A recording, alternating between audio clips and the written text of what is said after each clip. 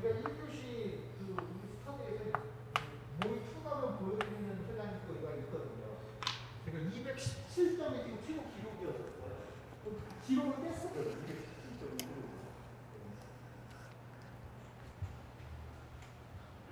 네. 안녕하십니까. 네. 저는 김래연이라고 합니다.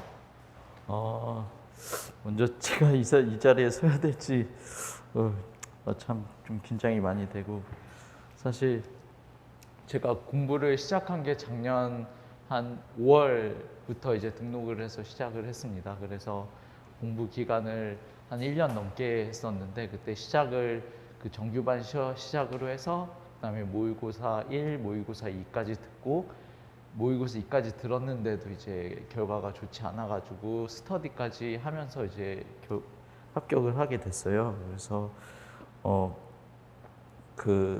참 운이 좋았던 것 같습니다. 우선 제 점수를 보시면은 사실 그 서술 부분은 아까 박 교수님께서도 소개해 주셨다시피 그 제가 좀 쓰는 게 아무래도 느리고 아직 좀 구성하는 거에서 좀 미흡한 점이 많았어요. 그래가지고 그 서술 부분은 낮았는데, 저는 그런 문제들을 좀 보완하고 싶어서 용어 부분을 좀 공부를 좀 중심적으로 많이 했습니다. 사실 용어를 공부하게 되면은 제가 서술하면서도 좀 아이템이라든가 이런 걸 좀 다채롭게 쓸 수 있고, 그다음에 좀 더 깊이 있고 남들과 좀 차별 있는 좀 디테일한 부분을 쓸 수 있을 것 같아가지고 그 용어 부분에 집중할 결과 좀 용어 부분이 잘 나왔던 것 같습니다.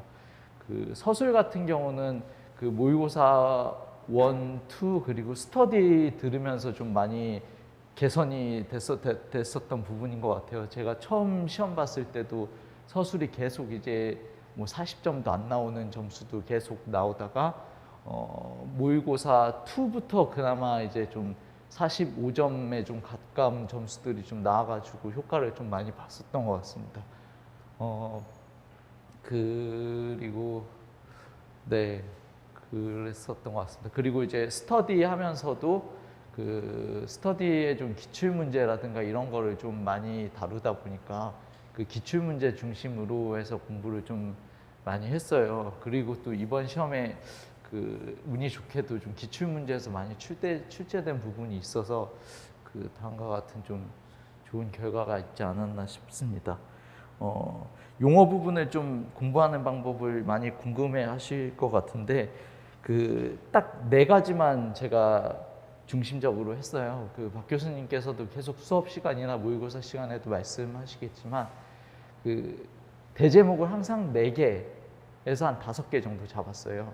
그 1번을 보통 이제 개요나 정의를 중심으로 해서 작성하고, 2번은 이제 시공도라든가 어떤 메커니즘에 대한 어떤 도식화 다이어그램을 항상 썼고, 그 다음에 3번은 뭐 특징, 그 다음에 4번은 시공시 유의사항, 그리고 마지막 5번, 뭐 4번이 끝이 될 수도 있고 5번이 끝이 될 수도 있는데, 그럴 때는 항상 이제 비교표를 만들어서 뭐 비슷한 공법이라든가 아니면은 뭐 특징들을 좀 표로 정리하는 방법으로 했습니다. 그리고 2번째는 이제 핵심어 부분이고요. 그 개요나 그 정의에 그 교수님께서 찝어주시는 뭐 핵심 그 단어가 항상 들어갈 수 있도록 이렇게 했어요. 사실 그 용어 책에 보면은 그 정의를 읽어봐도 이제 제가 좀 이해가 안 가는 문장으로 된 것도 많아가지고, 그런 거 같은 경우는 이제 제가 다시 제 언어로 핵심어를 포함해서 이제 다시 적어보면서 그런 식으로 공부를 많이 했었던 것 같습니다. 그리고 3번째는 그 좀 수치 이런 거에 대해서 좀 집중을 해서 이번에 좋은 점수를 받았던 것 같아요. 이제 핵심어도 포함되지만 거기에 딸려 있는 뭐 그 단위가 들어가 있는 수치 같은 것들 있잖아요. 지금 이제 많이 까먹어서 기억이 안 나는데, 뭐 이번에 나왔던 배강도 유리 같은 경우 뭐 중심 부분의 몇 메가파스칼, 좀 가장자리 부분의 몇 메가파스칼이라든가 이런 수치, 그리고 이번에 그 성면 부분에 나왔던 거라든가 성면 대상 건축물, 그 다음에 뭐 성면 뭐 면적에 따라서 그 기숙사를 얼마나 이제 배치해야 되고 이런 수치들이 있어요. 그래서 수치들을 항상 좀 같이 기입해서 했던 게 좀 아무래도 용어 점수를 받는데 좋지 않았나. 네. 그런 그런 생각이 들었습니다. 그리고 그 마지막 네 번째는 용어 하면서 항상 그 저는 그 서브노트를 좀 쓰는데 좀 시간도 많이 걸리고 아무래도 서브노트 그 계속 쓰는 시간보다는 저는 좀 여러 번 많이 보는 게 더 도움이 된다고 생각을 했었어요. 그래서 서브노트는 죄송하죠. 그 막 숙제를 주셨는데 잘 하지는 못했고요. 그 용어 책에 있는 부분을 다 소프트 카피, 그러니까 사진을 찍어가지고 저는 태블릿 PC에다 다 넣었어요.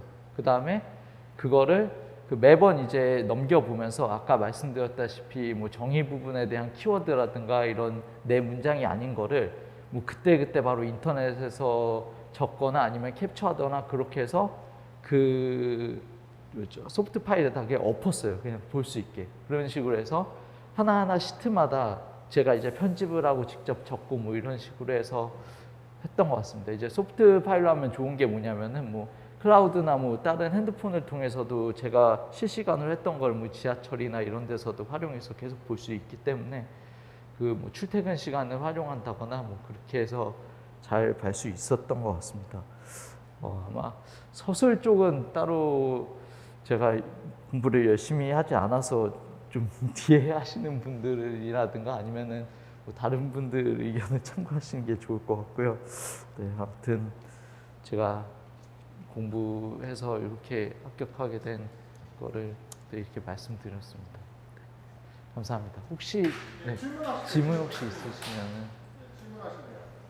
비교표는 구체적으로 어떻게 생각했나요? 비교표는 그러니까 유산 글쎄요, 뭐 공법이 나왔다 하면은 그 공법이랑 같은 범주에 있는 것들 있잖아요.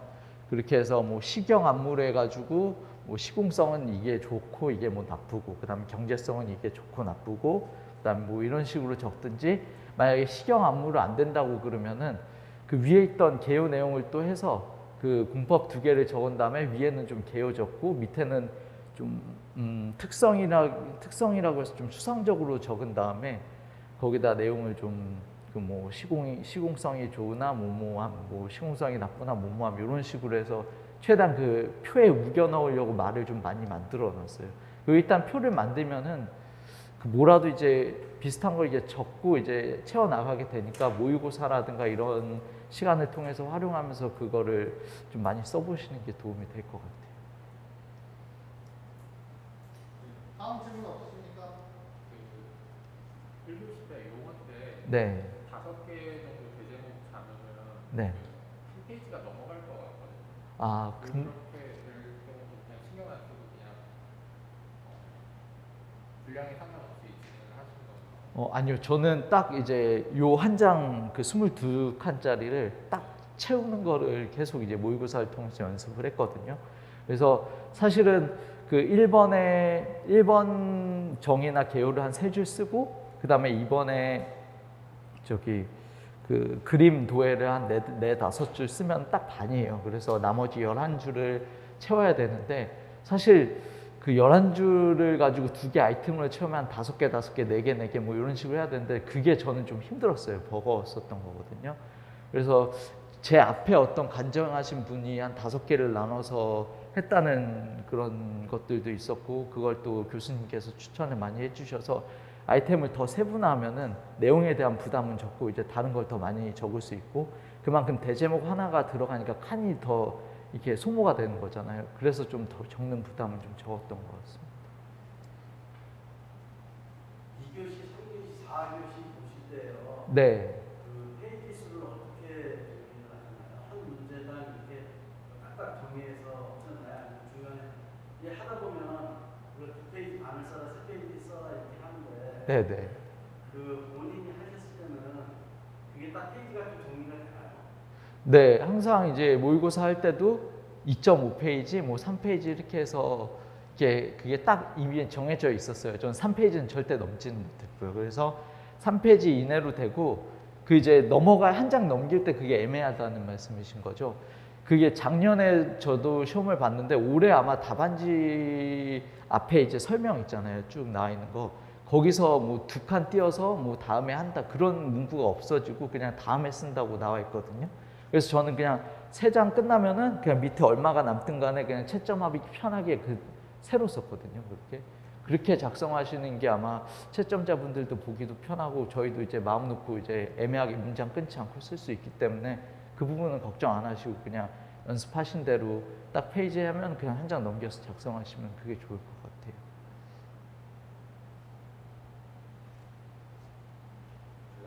네네. 스노트를 작성을 잘 안 하셨다고 그러시는데 네네.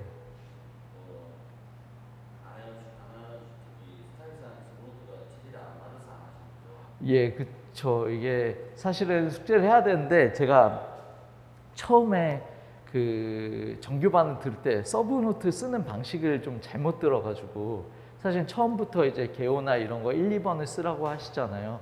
그럴 때 뭐 나만의 언어로 좀 쉽게 풀고 이렇게 써야 되는데 제가 쓰는 방법도 몰라서 뭐 그대로 이제 적은 것들도 있고 막 이렇게 막 들쭉날쭉하게 적다 보니까 그게 나중에 모의고사 반 듣고 이러면서 그게 쓸모 없어지더라고요. 보니까 결국에는 책에 있는 걸 그대로 적었고 내 언어가 아니기 때문에 안 외워지니까.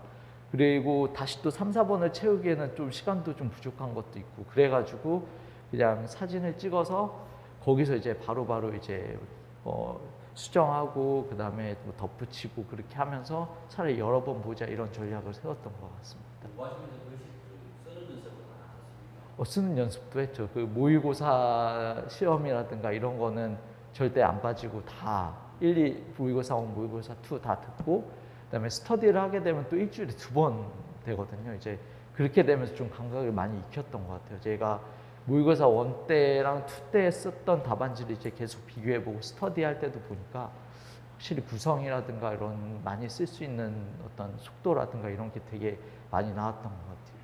그래서 좀 기계적으로도 그냥 문제만 보고 어떤 분은 이제 개요 짜고 하는데 저는 그냥 막 달려들어서 했거든요. 이제 많이 풀다 보니까 좀 기계적으로 쓰게 되는 그런 것도 좀 있었던 것 같습니다. 자, 여기까지 듣도록 하겠습니다. 자, 수고하셨습니다. 네, 감사합니다.